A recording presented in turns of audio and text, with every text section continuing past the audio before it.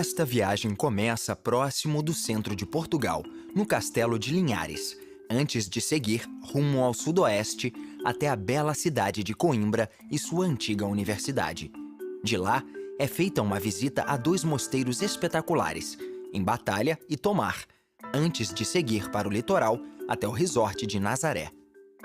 Ao sul, um pouco mais para dentro, fica a impressionante cidade murada e o castelo de Óbidos. E no litoral estão as encostas íngremes de Cabo da Roca. Seguindo pelo litoral, a viagem passa por uma série de belíssimas praias e resorts, incluindo Cascais e Oeiras, antes de subir o Rio Tejo e chegar ao destino final: Lisboa, a capital de Portugal.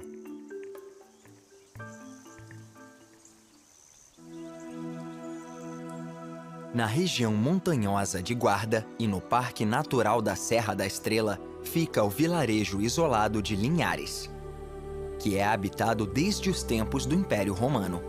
Antes da ocupação, aqui viviam os lusitanos, a tribo ibérica da qual se acredita que todos os portugueses descendam. No século XIII, o castelo foi reconstruído sob a regência do rei Diniz e teve uma função importante nos primeiros estágios da formação da nacionalidade portuguesa. O castelo foi muito danificado e negligenciado ao longo dos anos, mas as duas torres que persistiram, com vista para o vale, dão uma ideia da sua importância no passado. Elas estão abertas ao público e a vista da paisagem do topo do castelo é admirável.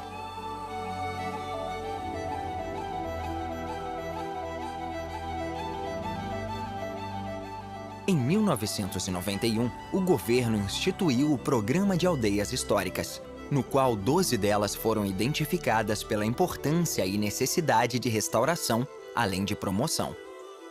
Uma delas é o antigo vilarejo de Piódão. Neste vilarejo, todas as casas são construídas com xisto, um tipo de pedra que se lasca facilmente e constitui um material de construção prático e resistente. Os telhados são de ardósia. Outra característica única das casas é o uso de tinta azul para as portas e janelas.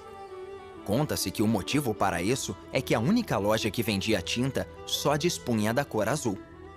Como a aldeia era muito isolada, simplesmente não havia outras cores.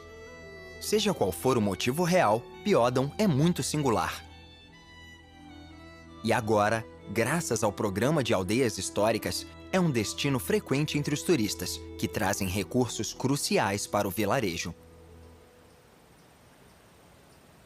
O rio Mondego corre por entre as montanhas e passa pela cidade de Coimbra.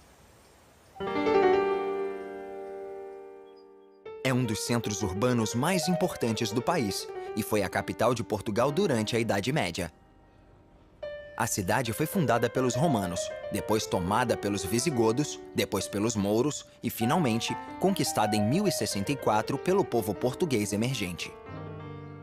Durante a era dos descobrimentos do país, quando os exploradores partiam pelos mares em busca de novos mundos, Coimbra se desenvolveu como centro cultural. As ruas antigas contam com muitos monumentos, incluindo um grande número de igrejas. E sobre a colina da qual se avista o rio está a Universidade de Coimbra, uma das mais antigas universidades do mundo em atividade contínua. Ela foi fundada em 1290, mas foi transferida para Lisboa em 1338 por ordem do rei, quando a cidade se tornou a capital do país. Depois, em 1597, a universidade retornou para Coimbra, se expandindo e passando a ocupar o antigo Palácio Real. Naquela época, as únicas disciplinas que se ensinavam eram teologia, medicina e direito. No século XVIII, foram introduzidas novas matérias, incluindo estudos científicos. A coleção de instrumentos antigos que a universidade guarda daquela época é uma das mais importantes da Europa. Atualmente, ela tem 7 faculdades e cerca de 20.000 estudantes. É por isso que Coimbra foi apelidada de a Cidade dos Estudantes. Portugal conta com um grande número de magníficos mosteiros históricos. 2 deles ficam a somente 30 quilômetros de distância um do outro. O primeiro fica em Batalha, e é um dos mais originais e elaborados exemplares do período gótico tardio de Portugal. E agora é um patrimônio mundial da Unesco. O mosteiro foi erguido no século XIV, por ordem do rei João, em gratidão à Virgem Maria por uma batalha vitoriosa. As obras prosseguiram durante quase 200 anos e só foram interrompidas porque o rei decidiu investir todo o esforço e o dinheiro em outro mosteiro em Lisboa. É por isso que uma das capelas nunca foi terminada.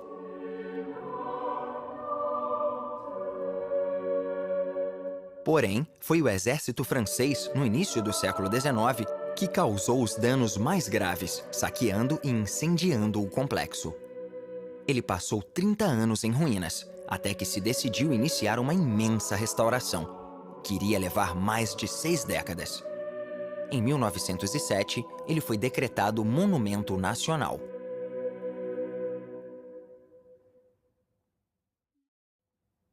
Sobre uma colina próxima de Tomar está o Convento de Cristo. Este enorme complexo ilustra 7 séculos da história de Portugal. Os romanos realizavam cultos neste local antes da construção da primeira parte do mosteiro e do castelo no século XII. O terreno havia sido concedido aos Cavaleiros de Jerusalém, mais conhecidos como Cavaleiros Templários, pela ajuda na luta contra os mouros, e foram eles que construíram a Igreja Redonda. Também ergueram o castelo, pois os mouros continuaram atacando Tomar até serem expulsos definitivamente da Península Ibérica.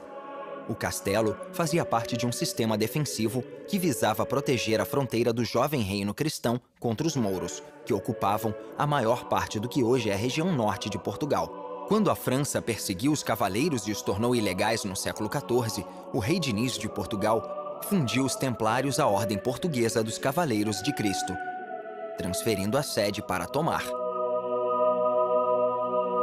O rei seguinte, Dom Henrique, o Navegador, transformou os cavaleiros em navegadores e, no século XVI, os utilizou para expandir o reino e levar a palavra de Deus para outros continentes.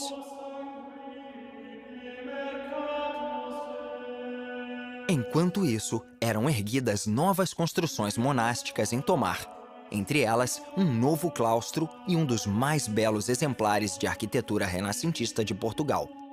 Porém, como aconteceu em batalha em 1810, o exército francês tomou a Ordem de Cristo e a transformou em quartel militar, causando muitos danos irreparáveis. Apesar disso, o que resta é um dos monumentos arquitetônicos mais singulares e impressionantes de Portugal.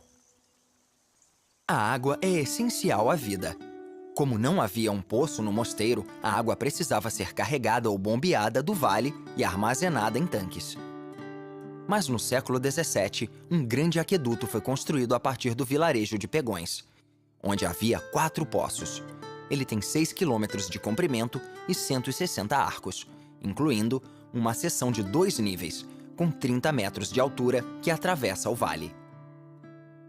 Atualmente, as represas formam grandes reservatórios, que são muito necessários com o clima seco de Portugal. Este fica em Castelo do Bode e é o segundo maior corpo de água doce do país. Os rios também fornecem água doce, e o Tejo é o rio mais longo da Península Ibérica, com pouco mais de 1.000 quilômetros de extensão. Ao longo desse percurso, há muitos afluentes, que descem das montanhas e correm para o sul. Esse é o rio Zézere, em Constância.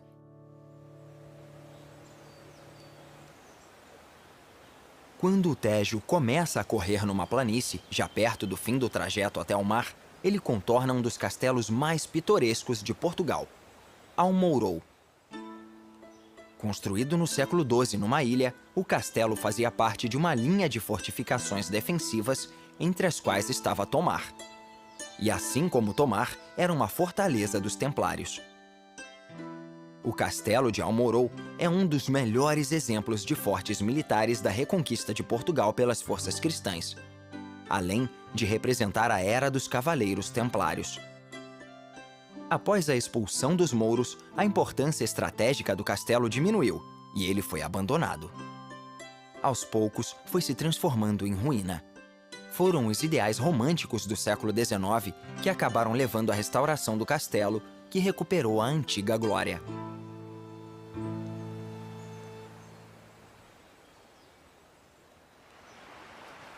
Uma das maravilhas de Portugal é o litoral, onde o Oceano Atlântico erodiu as encostas e criou amplas praias de areia.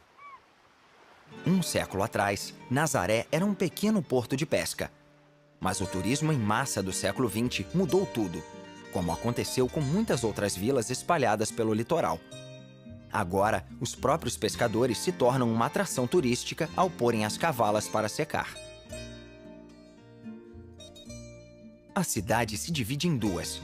No topo da falésia, o bairro de Sítio oferece as melhores vistas do litoral e é ligado ao bairro da Praia, embaixo, por um funicular.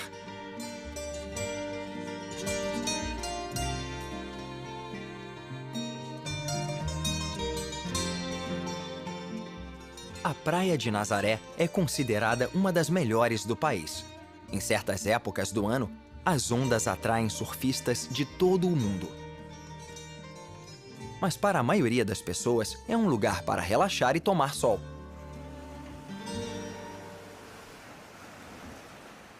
Fora dos resorts no litoral, é como se o tempo voltasse atrás.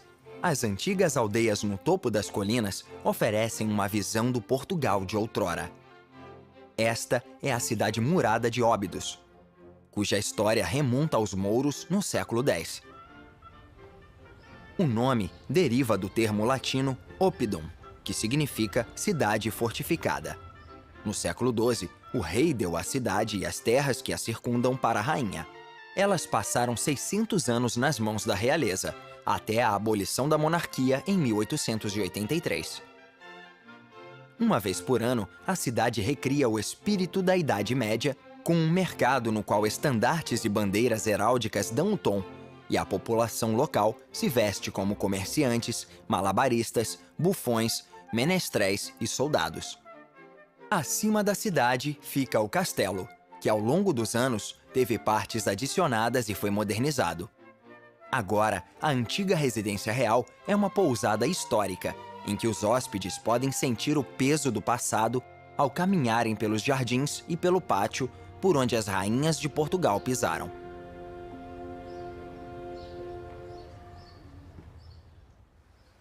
Um dos motivos de orgulho de Portugal é que as encostas em torno do Farol do Cabo da Roca são o ponto mais ocidental da Europa. Foi descrito por Camões no século XVI como aqui onde a terra se acaba e o mar começa.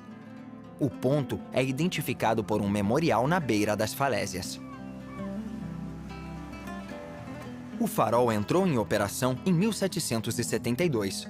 Com o passar do tempo, foi sendo atualizado com as novas invenções, como o advento da eletricidade em 1897 e o gás de acetileno em 1917, que emitia um facho mais intenso. Hoje em dia, ele é totalmente automatizado. O farol fica acima de uma praia muito popular, distante somente 30 quilômetros de Lisboa.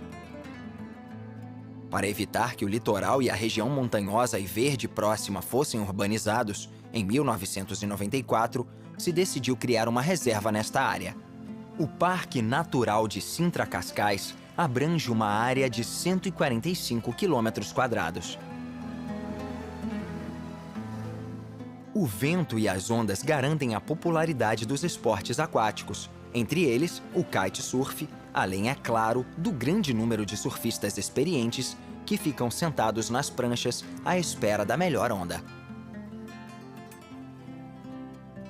Há também aqueles que estão começando a aprender a surfar.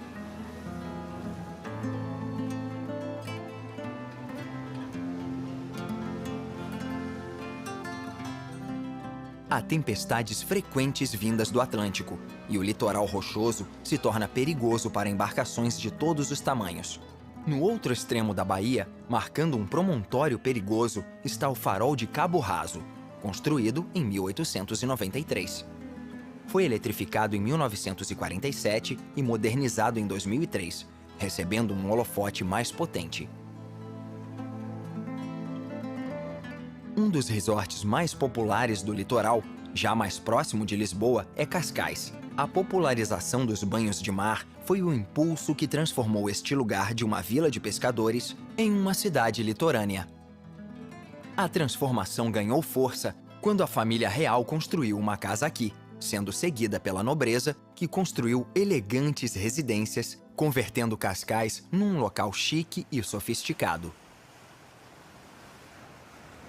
Com a infraestrutura moderna de transporte, muita gente faz o trajeto de Cascais para Lisboa diariamente pela Avenida Marginal, que é famosa pelos motoristas que dirigem em alta velocidade, especialmente os motociclistas.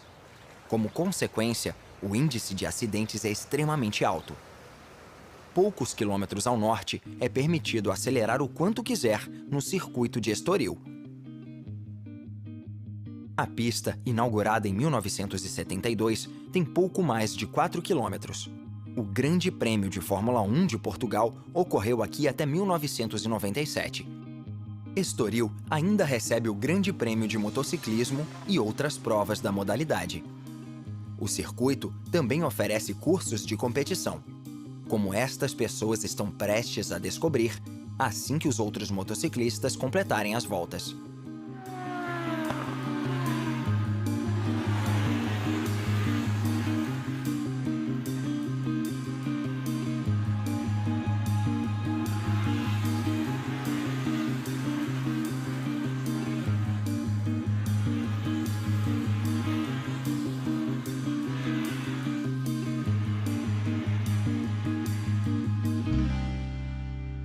No alto, com vista para o circuito, está um dos mais românticos castelos portugueses do século XIX, o Palácio Nacional da Pena.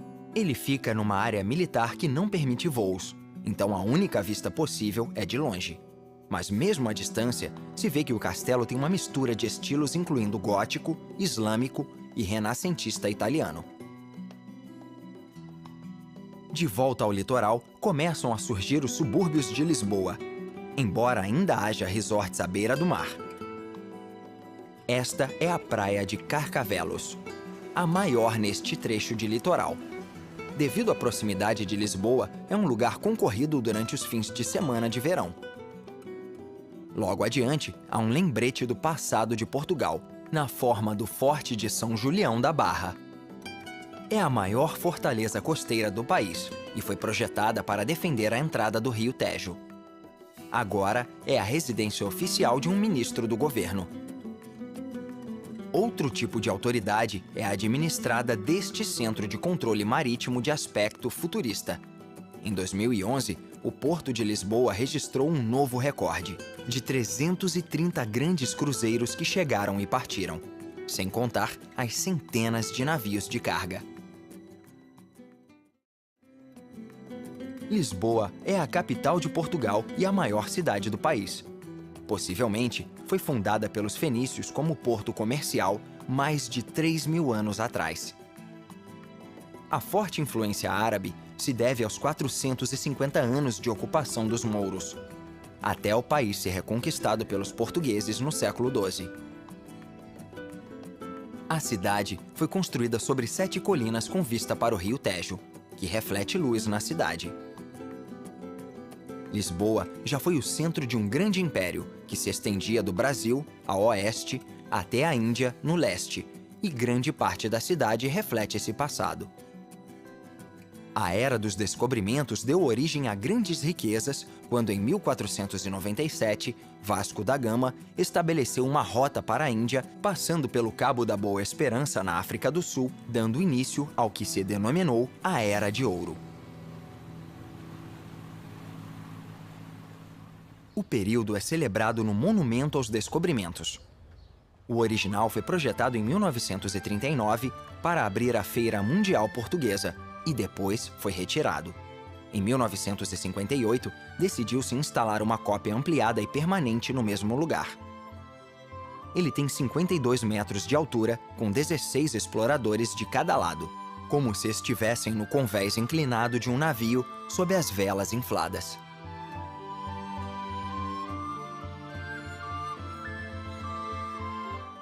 Na proa está Dom Henrique o Navegador, o terceiro filho do rei, que teve um papel importante nesse período de explorações. O monumento fica no local de onde esses homens valentes e intrépidos embarcaram rumo ao desconhecido, nos séculos XV e XVI.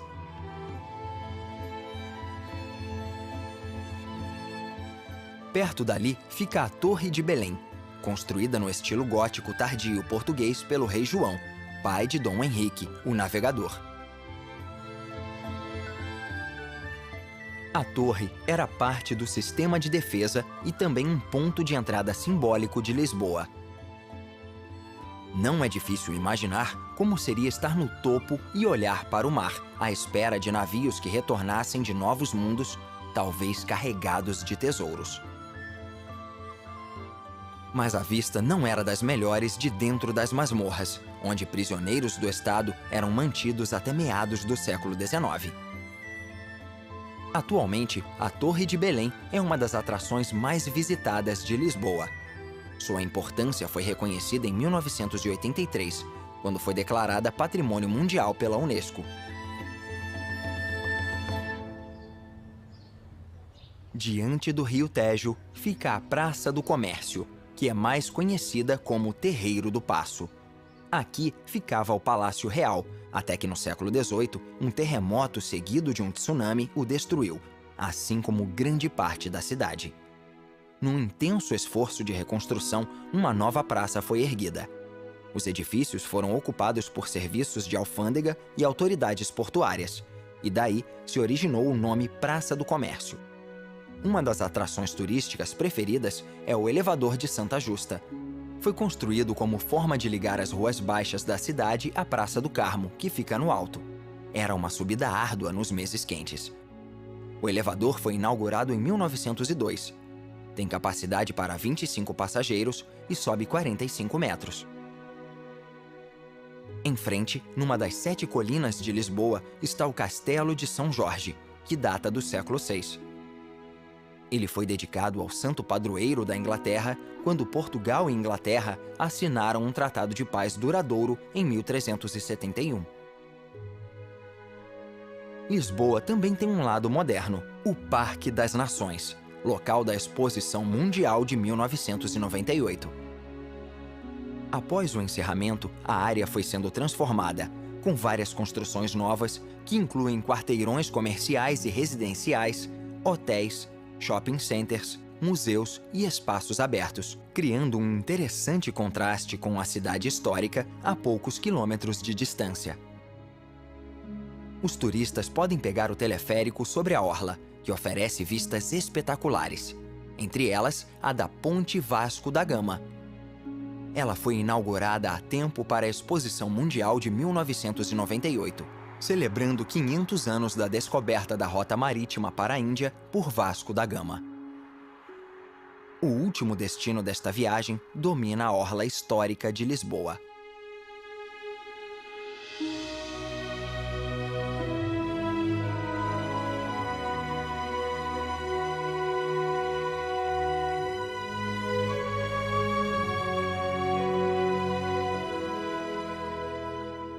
Esta é a Ponte 25 de Abril. Ela leva esse nome porque em 1974 foi a data de início da Revolução dos Cravos, que tirou a ditadura do poder. A ponte, inaugurada em 1966, costuma ser comparada à ponte de Golden Gate, em São Francisco. Mas, na realidade, se inspira na ponte de Auckland, a poucos quilômetros de distância. E guardando a ponte e Lisboa está o enorme monumento a Cristo. Erguido em 1959, em agradecimento a Deus por proteger Portugal dos horrores da Segunda Guerra Mundial. Um lugar marcante para terminar esta jornada.